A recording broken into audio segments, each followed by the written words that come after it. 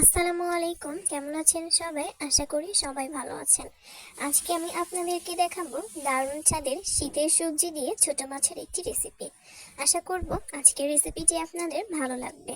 তো চলুন আজকের এই রেসিপিটি শুরু করা যাক। সবাইকে শুরু থেকে শেষ পর্যন্ত দেখার জন্য অনুরোধ রইল। সেজন্য প্রথমে আমি এখানে নিয়েছি ছোট মাছ। ছোট মাছগুলোকে আমি হলুদের গুঁড়া, মরিচের গুঁড়া, লবণ দিয়ে মাখিয়ে রেখেছিলাম। মাখিয়ে রেখে একটা কড়াই গরম করে তাতে তেল গরম করে একে একে সব মাছগুলো দিয়ে এদিকে আমি আদা, জিরা এবং রসুন বেটে নিব। এদিকে মাছগুলোকে ভালো করে নাড়াচাড়া করে ভেজে নিয়ে তুলে নিব। তবে হ্যাঁ, যদি আপনারা মাছগুলোকে না ভেজে রান্না করতে চান তবে না ভেজেও রান্না করতে পারেন। মাছগুলোকে তুলে নিয়ে এখন সেই মাছ ভেজা তেলেই দিয়ে দিচ্ছি পেঁয়াজ এবং মরিচ। এখানে পেঁয়াজের পরিমাণটা একটু বেশি করে দিবেন। পেঁয়াজ এবং মরিচ দিয়ে ভালো করে কিছুক্ষণ ধরে নাড়াচাড়া করে ভেজে নিতে হবে। ভালো করে অনবরত নাড়াচাড়া করে ভেজে নিবেন। কিছুক্ষণ ভেজে নিয়ে এখন দিয়ে দিচ্ছি ফুলকপি। ফুলকপিগুলো দিয়েও আমি সেমভাবে ভালো করে নাড়াচাড়া করে মিশিয়ে নিচ্ছি। ভালো করে নাড়াচাড়া করে ভেজে নিতে হবে। সত্যি বলতে এই শীতের সবজি দিয়ে এই রেসিপিটি ট্রাই করলে আপনারাও এই রেসিপিটির প্রেমে পড়ে যাবেন। এখন দিয়ে দিব স্বাদ মতো লবণ।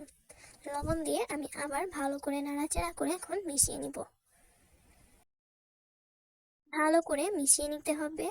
ভালো করে মিশিয়ে নেওয়া হয়ে গেলে এখন দিয়ে দিচ্ছি শুকনো মরিচ বাটা আর দিয়ে দিচ্ছি সেই আদা, রসুন এবং জিরা বাটা। এই বাটা মশলাগুলো দিয়ে এখন আমি ভালো করে এই মশলাটার সঙ্গে মিশিয়ে নিচ্ছি। ভালো করে এই মশলাটা দিয়ে মিশিয়ে নিতে হবে। কিছুক্ষণ ধরে নাড়াচাড়া করে ভালো করে এই মশলাটার সঙ্গে মিশিয়ে নেবেন। ভালো করে মিশিয়ে নেওয়া হয়ে গেলে এখন এখানে দিয়ে দিব টমেটো। এখানে ডাকর ডাকর বা কচি কচি সবুজ সবুজ টমেটো দিয়ে দিলাম। এই টমেটো দিলে কিন্তু এই রেসিপির টেস্ট কয়েক গুণে বেড়ে যাবে। টমেটো দিয়ে ভালো করে নাড়াচাড়া করে এখন আমি মিশিয়ে নিব। ভালো করে মিশিয়ে নেওয়া হয়ে গেলে এখন দিয়ে দিচ্ছি পানি। পানি দিয়ে আবার ভালো করে নাড়াচাড়া করে মিশিয়ে নিতে হবে। আর হ্যাঁ, যারা আমার চ্যানেলে নতুন, যদি আপনাদের কাছেও এই রেসিপিটি ভালো লাগে তাহলে আমার চ্যানেলটিকে প্লিজ সাবস্ক্রাইব করে দিবেন, লাইক কমেন্ট শেয়ার করে দিবেন। আর যারা ফেসবুক পেজ থেকে দেখছেন তারা কিন্তু চাইলে পেজটিকে ফলো দিয়ে রাখতে পারেন। এইভাবে ঢাকনা দিয়ে ঢেকে কিছুক্ষণ ধরে রান্না করে নিতে হবে। ভালো করে কিছুক্ষণ ধরে ঢাকনা দিয়ে ঢেকে রান্না করা হয়ে গেলে ঢাকনা তুলে চামচ দিয়ে ভালো করে নাড়াচাড়া করে মিশিয়ে নিতে হবে। এইভাবে করে কিছুক্ষণ রান্না করা হয়ে গেলে এখন দিয়ে দিচ্ছি সেই আগে থেকে ভেজে রাখা মাছগুলো দিয়ে আমি আবার এটাকে ভালো করে নাড়াচাড়া করে মিশিয়ে নিব। আর দেখতে পাচ্ছেন এই রেসিপির কালারটা কিন্তু অনেক বেশি সুন্দর হয়েছে। এই রেসিপিটি দেখতে যেমন সুন্দর হয়, খেতেও কিন্তু ভীষণ মজা লাগে।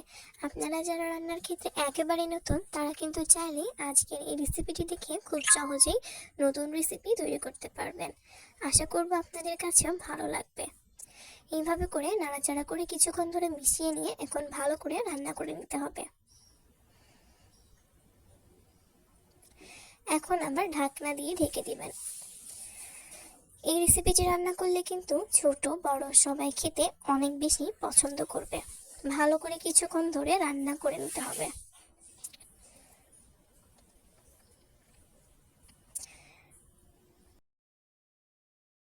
রান্নাটা কিন্তু প্রায় শেষ পর্যায়ে, ঝোলটাও প্রায় মাখো মাখো হয়ে এসেছে।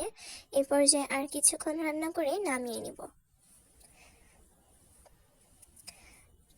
আর এই তো দেখতেই পারছেন কেমন হয়েছে আজকের এই রেসিপিটি। কেমন লেগেছে আপনাদের কাছে অবশ্যই কমেন্ট করে জানাবেন। আশা করব ভালো লেগেছে। নতুন কোনো ভিডিওতে নতুন রেসিপি নিয়ে হাজির হব। সবাই ভালো থাকবেন, সুস্থ থাকবেন। বিদায় জানাচ্ছি। আল্লাহ হাফেজ।